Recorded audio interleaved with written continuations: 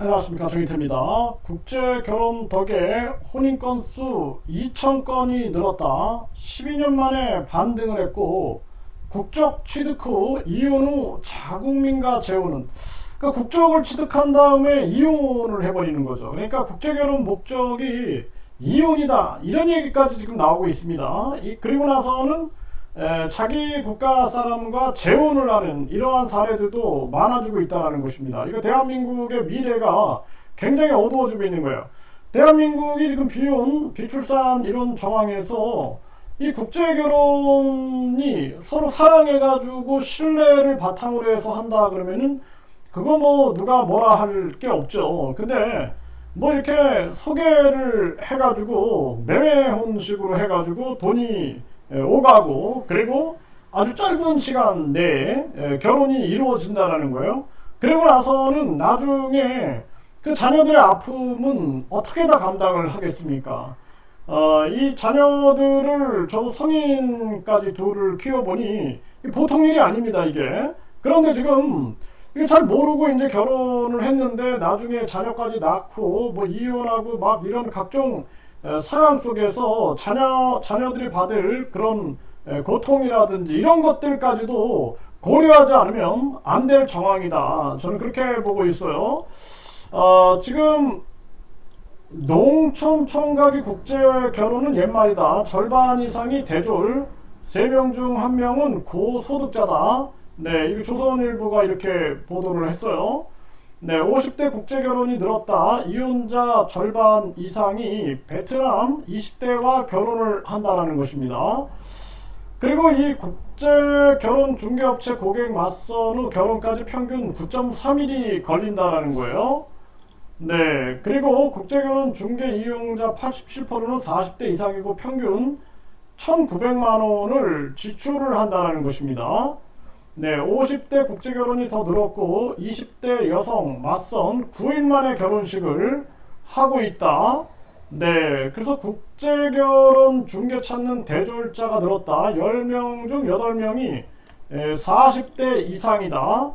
네, 그리고 현지 맞선에서 국제결혼까지 9.3일, 10명 중에 8명은 베트남 신부다라는 거예요. 네, 그래서 국제결혼 덕에 2,000건이 늘었다. 혼인건수가 12년 만에 반등을 했다. 이렇게 나오고 있는데, 네, 이혼 후에 국적 취득이 꿈이라는데, 일부 지자체에서는 농촌총각 국제결혼 지원, 네, 이혼 후에 국적 취득. 네, 그래서 국적 취득하고 그냥 딱 버리면 얼마나 큰 상처가 되겠어요? 네, 목표는 한국 국적 얻고 이혼, 한국 남자와 결혼한 베트남 여성의 속내. 네, 이러한 부분들. 한국 여성이 베트남 남자와 결혼 9년 새 3배가 늘었다. 이유는 한국 여성, 그러니까 베트남 출신 여성이 이제 한국 남자랑 결혼해가지고 한국 국적을 취득하는 거죠. 한국 여성이 됐죠.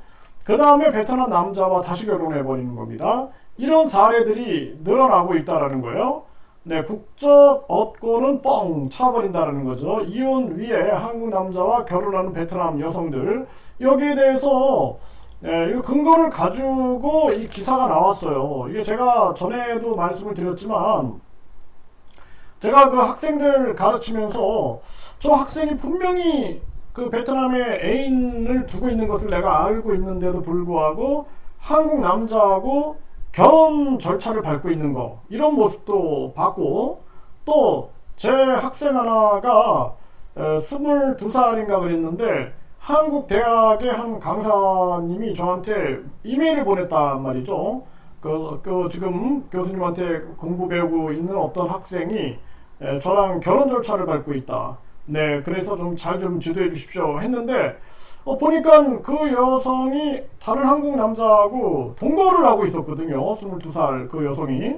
그거 보고 내가 깜짝 놀랐거든요. 그런 사실이 있다라는 것입니다. 그래서 이 국제결혼을 번개불에 콩고 먹듯이 하면 안 된다.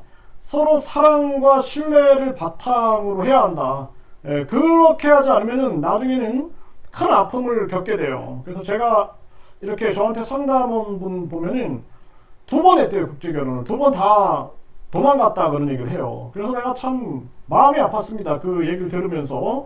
그래서 결국에는 내가 만약에 이 국제 결혼하겠다면 그 나라 언어를 확실하게 익히고 그 나라를 적어도 1, 2년 계속 오가면서 서로 교류한 다음에 신뢰와 믿음이 쌓인 다음에 결혼해야지. 무슨 뭐 결혼이 애들 장난도 아니고 9.3일 만에 결혼을 해가지고 나중에는 국적 취득한 다음에 또 이혼하고 상처받고 그 대한민국에 다 아픔이 되는 겁니다. 그래서 지금 대한민국 같은 경우에는 지금 심각한 문제예요. 이거 지금 대한민국의 희망이 안 보여요 지금. 그래서 제가 계속 말씀을 드리는 게 이제 우리는 역사를 다시 규명해야 한다. 배달국의 역사를 규명해가지고 배달 동이민족에 대한 역사 탐구를 통해서 이런 국제 결혼을 한다 할지라도 이 배달 동이민족의 그러한 어떤 공통성을 가지고 있는 그리고 철저한 언어 소통과 신뢰 이걸 바탕으로 적어도 1년 이상 교제를 한 다음에 해야지. 아니면 나중에 고스란히 상처와 아픔으로 다가오고 대한민국의 사회 문제가 됩니다. 이거 사회 문제 분명히 사회 문제가 돼요. 그래서 베트남만 해도 이 어린이들 국적이 없는 어린이들 한국 아빠하고 베트남 엄마하고 결혼했는데 이혼하면서 국적도 얻지 못하고 막 헤매고 있는 그런 아이들이 많고 심지어는 그런 동네까지 있어요. 동네까지. 정말 나중에는 나는 그 학생이 저 찾아와서 우리 아버지는 한국인인데 저는 국적도 없습니다. 이게 뭡니까? 막 저한테 막 울면서 원망을 하는데 내가 그냥 안아줄 수밖에 없더라고요. 그냥 안아주고 그냥 같이 가슴 아파하고 그랬는데 이런 일들이 계속 퍼질 수 있다라는 것입니다. 그래서 이 결혼이라는 것은 한 사람의 인생과 인생이 달려있는 문제이기 때문에 그 자녀들의 인생뿐만 아니라 본인들의 인생이 달려있는 문제이기 때문에 신중하게 접근을 해야 된다. 지금 대한민국이 이 비혼 비출산 이런 상황 속에서 국제결혼 덕에 혼인건 수가 2,000건 늘어났는데 앞으로 이것이 2년 후에 각종 사회 문제로 불거질 수 있어요. 네, 한번 생각을 해보세요.